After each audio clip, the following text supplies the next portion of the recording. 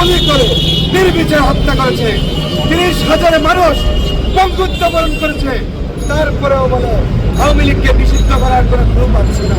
এই বিচার বিভাগ, নির্বাহী বিভাগ, সমস্ত বিভাগ আওয়ামী লীগের হয়ে কাজ করছে।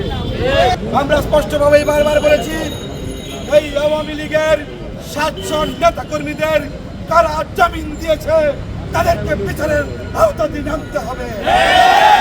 আজকে আমরা বলতে চাই, আপনারা একটিবার ভাবুন, একটি আওয়ামী লীগকে আমরা বারবার বলার পরেও কেন আমি দেশবাদী দলকে নিষিদ্ধ করা হচ্ছে না?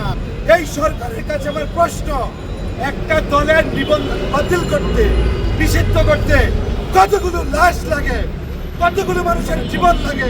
আমার প্রশ্ন এই জায়গায়। আপনারা দেখেছেন 2,000-এর অধিক সহযোদ্ধা মানুষকে কিভাবে হত্যা করেছে, গুলি করে নির্বিচারে হত্যা করেছে, 30,000 মানুষ বঙ্গুত্ব বরণ করেছে, তারপরেও বলে আওয়ামী লীগকে নিষিদ্ধ করার কোনো প্রুফ আছে না। আমার ভাবতে অত্যন্ত কষ্ট লাগে যে আওয়ামী লীগ নিষিদ্ধ করার জন্য 2,000-এর বেশি লাশ কি দরকার? জামাত নিষিদ্ধ করছে, এত বড় ব্লেম দিতে পারে নাই। কিন্তু অত্যন্ত দুঃখের বিষয়, এই বিচার বিভাগ, নির্বাহী বিভাগ, সমস্ত বিভাগ আওয়ামী লীগের হয়ে কাজ করছে।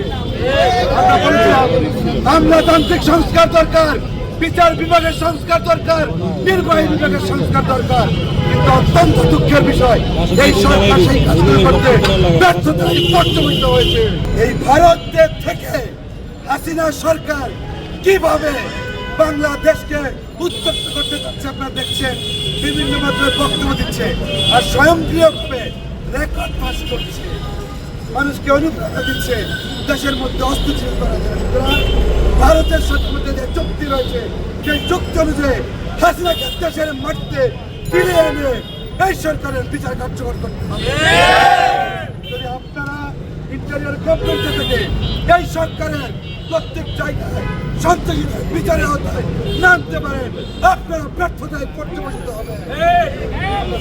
বলতে চাই, উনি হাসিনা সহ হাসিনার দোষরদের বিচারের আওতায় নিয়ে বিচার বিভাগকে সংস্কার করে আমরা সুষ্ঠু বিচার প্রক্রিয়ার মাধ্যমে এই বাংলাদেশকে মুক্তিযুদ্ধের যেমন চেতনা, সাম্য, মানবিক মর্যাদা, সামাজিক ন্যায় বিচার সম্বলিত রাষ্ট্র ব্যবস্থা কায়েম করার জন্য সরকারের প্রতি আহ্বান জানাই।